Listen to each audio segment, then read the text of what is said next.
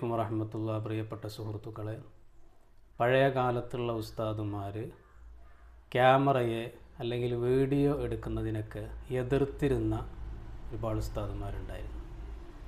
അന്ന് അവർ ആ എതിർത്തതിൻ്റെ കാരണം, അത് എതിർക്കാനുണ്ടായിരുന്ന കാരണം നല്ലതാണ് എന്ന് ഇപ്പോൾ പല കാര്യങ്ങളും നടന്നുകൊണ്ടിരിക്കുമ്പോൾ നമുക്കത് മനസ്സിലാകണം. ഈ പഴയ കാലത്തുള്ള പണ്ഡിതന്മാർ കാണാൻ വലിയ ഇതൊന്നും ഉണ്ടാവില്ല.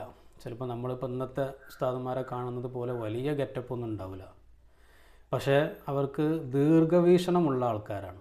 ഒരു പക്ഷേ ഭാവിയിൽ തന്നെ ഇസ്ലാം നേരിടാൻ പോകുന്ന, മുസ്ലിമീങ്ങൾ നേരിടാൻ പോകുന്ന ഏറ്റവും പ്രധാനപ്പെട്ട പ്രശ്നങ്ങളെ വരെ അവർ അന്നത്തെ കാലത്ത് തന്നെ ജീവിച്ചിരിക്കുന്ന വലിയ വലിയ പണ്ഡിതന്മാർ, സൂഫിയാക്കളായ പണ്ഡിതന്മാർ, അവരത് നേരിടാൻ പോകുന്ന പ്രശ്നങ്ങളെക്കുറിച്ച് അവർ കാണാൻ കഴിവുള്ള പണ്ഡിതന്മാരായിരുന്നു.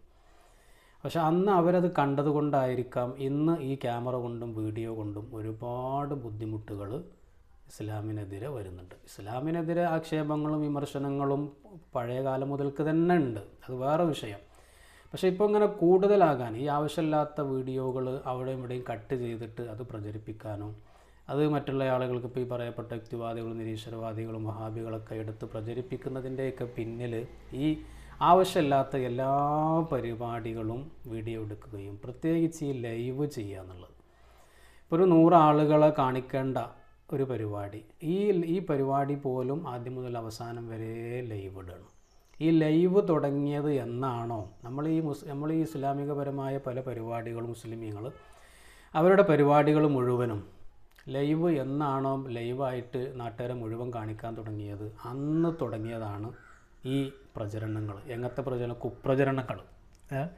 അതെന്താ അവർ ചെയ്യുന്നത്? ആ പരിപാടിക്കിടയിൽ എന്തെങ്കിലും ചെറിയ പ്രശ്നങ്ങൾ ഉണ്ടായിട്ടുണ്ടെങ്കിൽ ആ പ്രശ്നങ്ങൾ മാത്രം എടുത്തിട്ട്, കണ്ടില്ല ഇതാണ് അവസ്ഥ, അല്ലെങ്കിൽ ചൂഷണമാണ് ഇവിടെ നടക്കുന്നത് എന്നൊക്കെ പറഞ്ഞുകൊണ്ട്.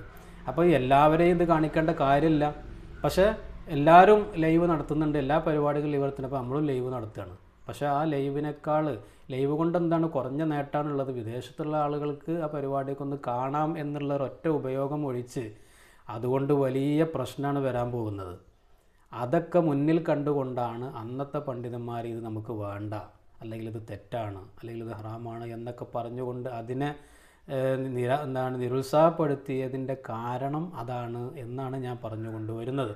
ഇപ്പോൾ ഉദാഹരണത്തിന് ഞാൻ പറയുകയാണ്, ഇപ്പോൾ ഈ അടുത്ത സമയത്ത് സോഷ്യൽ മീഡിയയിലൊക്കെ വളരെയധികം ചർച്ച ചെയ്തിരുന്ന ഒരു കാര്യമായിരുന്നു, ഒരു ഉസ്താദ് അദ്ദേഹം പരിപാടി കഴിഞ്ഞപ്പോൾ ലേലം ചെയ്യണം. അപ്പോൾ ലേലം ചെയ്യുന്നത് ഒരു 100 രൂപ 150 രൂപ വില വരുന്ന ഒരു തേൻ്റെ കുപ്പി. ആ കുപ്പി ഉസ്താദ് ലേലം വിളിച്ച് അവസാനം 3000 ഉറുപ്പ്യേൻ്റെ അടുത്തായിട്ടാണ് ആ ലേലം വിളിച്ച് ആ 100 ഉറുപ്പ്യേൻ്റെ തേന് കുപ്പി ലേലം വിളിച്ച് ആളെടുത്തത്. അപ്പോൾ വഹാബികൾ അതിനെതിരെ പറയാൻ തുടങ്ങിയത് കണ്ടില്ലേ, ചൂഷണമാണ് ഇവിടെ നടക്കുന്നതെന്ന്. എങ്ങനെ ചൂഷണവും? ലേലം വിളിച്ച് എടുത്ത ആ വ്യക്തിക്ക് അറിയാം ഇതിപ്പോൾ 100 ഉറുപ്പ്യേൻ്റെ ബോട്ടിലാണ്, എനിക്ക് കടയിൽ പോയ 100-150 ഉറുപ്പ്യക്ക് എനിക്കിത് കിട്ടും. പക്ഷേ ആ പരിപാടിയിലേക്ക് അവനാൽ കഴിയുന്ന ഒരു സംഭാവന എന്ന ഉദ്ദേശത്തോടു കൂടിയാണ് ഈ ലേലം എന്ന് പറയുന്നത് തന്നെ. മിക്ക പഴയ കാലത്തെ പരിപാടികളൊക്കെ ലേലം വിളിച്ചിരുന്നു. കാരണം എന്താ, ആ ലേലത്തിലൂടെ കിട്ടുന്ന ലാഭം അതും കൂടെ പരിപാടിയിലേക്ക് എടുക്കാം എന്നൊക്കെ കരുതിയിട്ടായിരിക്കും ചിലപ്പോൾ സ്ഥാപനങ്ങളിൽ വെച്ച് നടത്തുന്ന പരിപാടിയായിരിക്കും. അപ്പോൾ അതിൽ നിന്ന് കിട്ടുന്ന കുറച്ച് പൈസ കിട്ടിക്കഴിഞ്ഞാൽ അത് സ്ഥാപനത്തിലെ കാര്യങ്ങൾക്ക് വേണ്ടി ചിലവഴിക്കാം, അല്ലെങ്കിൽ വേറെ എന്തെങ്കിലും ജീവകാരുണ്യ പ്രവർത്തനങ്ങൾക്ക് വേണ്ടി ചിലവഴിക്കാം എന്നുള്ള നിലക്കുള്ള ഒരു സമ്പാദ്യം കൂടെ, അല്ലെങ്കിൽ ഒരു ലാഭം കൂടെ കണ്ടിട്ടാണ് ഈ ലേലം വിളി എന്ന് പറയുന്നത്. അപ്പോൾ ഈ ലേലം വിളിക്കുന്ന ഭാഗം മാത്രം എടുത്തിട്ട് പ്രചരിപ്പിക്കുക, ഇതാണ് ചൂഷണം നടന്നുകൊണ്ടിരിക്കുകയാണ്, ഇതൊക്കെയാണ് സുന്നികൾക്കിടയിൽ നടക്കുന്നതെന്ന് പറഞ്ഞുകൊണ്ട് വഹാബികളും അതുപോലെ തന്നെ യുക്തിവാദികളൊക്കെ അതിനെ എടുത്തിട്ട് ഒരുപാട് കളിയാക്കി. ഇങ്ങനത്തെ ഒരുപാട് സംഭവങ്ങൾ മുമ്പുണ്ടായിട്ടുണ്ട്. പഴയ കാലത്ത് ഇപ്പോൾ യൂട്യൂബിൽ ഇപ്പോൾ നിലവിൽ വന്ന അപ്ഡേറ്റ് പ്രകാരം ഒരു ലൈവ് നടന്നുകൊണ്ടിരിക്കുകയാണെങ്കിൽ ആ ലൈവിൻ്റെ ഏത് ഭാഗത്തും എനിക്ക് ബാക്ക് അടിച്ചിട്ട് കാണാൻ പറ്റും. പണ്ട് യൂട്യൂബിൽ അങ്ങനെ ഉണ്ടായിരുന്നില്ല. പണ്ട് യൂട്യൂബിൽ ലൈവ് നടക്കുന്ന വീഡിയോ ലൈവ് നോക്കി കഴിഞ്ഞാൽ നമുക്ക് ബാക്കോട്ട് പോകാൻ കഴിയുന്നിരുന്നില്ല. ഫ്രണ്ടിക്ക് ഏതായാലും കഴിയില്ല, ബാക്കും പോകാൻ. പക്ഷേ ഇപ്പോൾ അങ്ങനെയല്ല. ഇപ്പോൾ നമുക്ക് വേണമെന്നുണ്ടെങ്കിൽ ആദ്യം മുതൽ തന്നെ ആ ലൈവ് കാണാൻ പറ്റും. ലൈവ് സ്ട്രീമിങ് അവസാനിക്കുന്നതിന് മുമ്പ് തന്നെ നമുക്ക് എന്ത് ചെയ്യാൻ പറ്റും, അതിൻ്റെ ബാക്കിലുള്ള ഭാഗങ്ങൾ നമുക്ക് എടുക്കാൻ പറ്റും.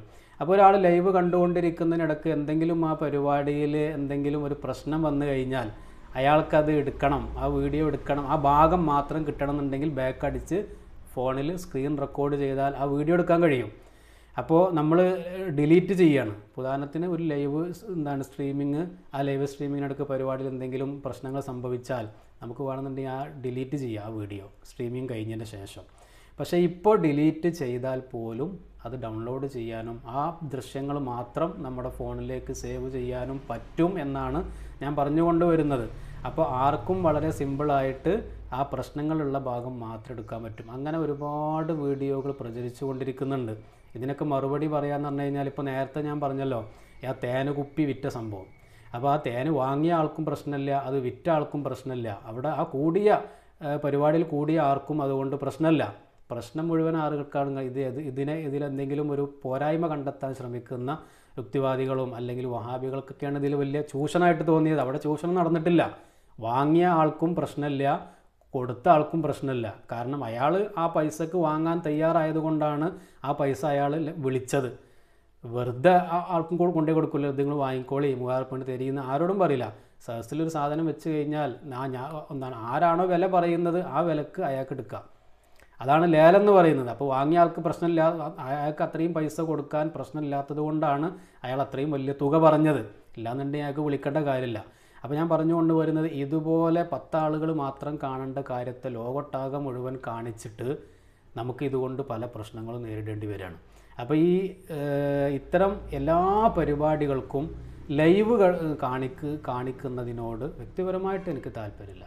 എല്ലാവരും ലൈവ് നടത്തുന്നുണ്ടെന്ന് വെച്ചിട്ട് മതപരമായ ഇസ്ലാമികപരമായ എല്ലാ കാര്യങ്ങൾക്കും ഈ ലൈവായിട്ട് സ്ട്രീമിംഗ് ചെയ്യുന്ന ടെലികാസ്റ്റ് ചെയ്യുന്ന പരിപാടി അവസാനിപ്പിക്കുക. എന്നാൽ തന്നെ ഒരുപാട് തലവേദന കുറഞ്ഞു കിട്ടും.